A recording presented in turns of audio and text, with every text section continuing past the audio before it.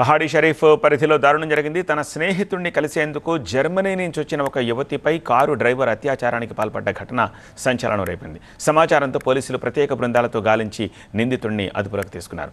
హైదరాబాద్కు చెందిన యువకుడు జర్మనీలో చదువుకున్నాడు. అతన్ని కలిసేందుకు వారం రోజుల క్రితం జర్మనీకి చెందిన ఒక యువతి హైదరాబాద్ వచ్చింది.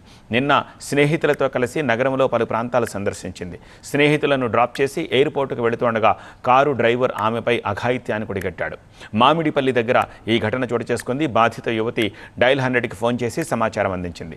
వెంటనే అలర్ట్ అయిన పోలీసులు నిందితుడిని అదుపులోకి తీసుకున్నారు.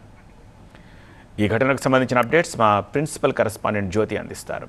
విదేశీ యువతి మీద అత్యాచారం జరిగినటువంటి కేసుకు సంబంధించి పహాడీ షరీఫ్ పోలీసుల దర్యాప్తును వేగవంతం చేశారు. ఇప్పటికే ఒక వ్యక్తిని అదుపులోకి తీసుకొని అతన్ని విచారిస్తూ ఉన్నారు పోలీసులు. ప్రస్తుతం మనం పహాడీ షరీఫ్ పోలీస్ స్టేషన్ దగ్గర ఉన్నాము. ఇప్పటికే ఇక్కడికి సఖీ సెంటర్కి సంబంధించినటువంటి మహిళా పోలీసులు కూడా రావడం జరిగింది. అంతేకాకుండా బాధిత యువతి ఎవరైతే ఉన్నారో ఆమెని వైద్య పరీక్షల నిమిత్తం హాస్పిటల్కి కూడా తరలించడం జరిగింది.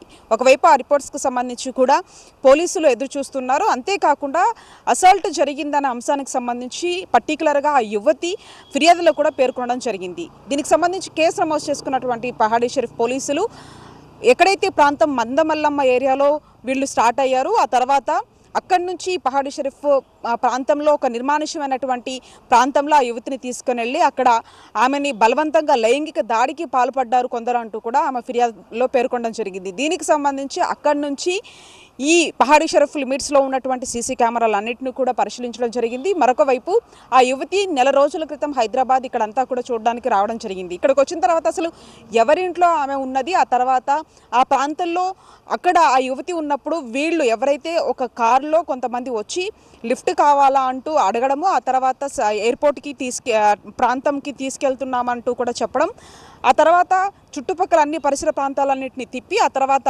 ఏదైతే ఒక నిర్మానుష్య ప్రదేశంలో తీసుకెళ్లిన తర్వాత ఆమె మీద అత్యాచారానికి పాల్పడ్డారు. దీనికి సంబంధించి పోలీసులు మాత్రం అన్ని కోణాల్లో దర్యాప్తు చేస్తూ ఉన్నారు. నెల రోజుల క్రితం ఎవరైతే ఈ విదేశీ మహిళ ఇక్కడికి వచ్చిన తర్వాత ఎక్కడ స్టే చేసింది, వచ్చినటువంటి కారులో ఎవరెవరు ఉన్నారు, ఎంతమంది ఉన్నారు అనే దానికి సంబంధించి కూడా పోలీసులు అన్ని కోణాల్లో కూడా దర్యాప్తు చేస్తూ ఉన్నారు. ఈ నేపథ్యంలో ప్రధానంగా ఒక వ్యక్తిని కూడా అదుపులోకి తీసుకొని విచారిస్తూ ఉన్నారు. దీనికి సంబంధించి పూర్తి వివరాలు వెల్లడిస్తామంటూ కూడా పోలీసులు చెప్తున్నటువంటి తాజా పరిస్థితి. వీడియో జర్నలిస్ట్ వెంకటతో కలిసి Jyothi TV nine Pahadi Sharif police station నుంచి హైదరాబాద్.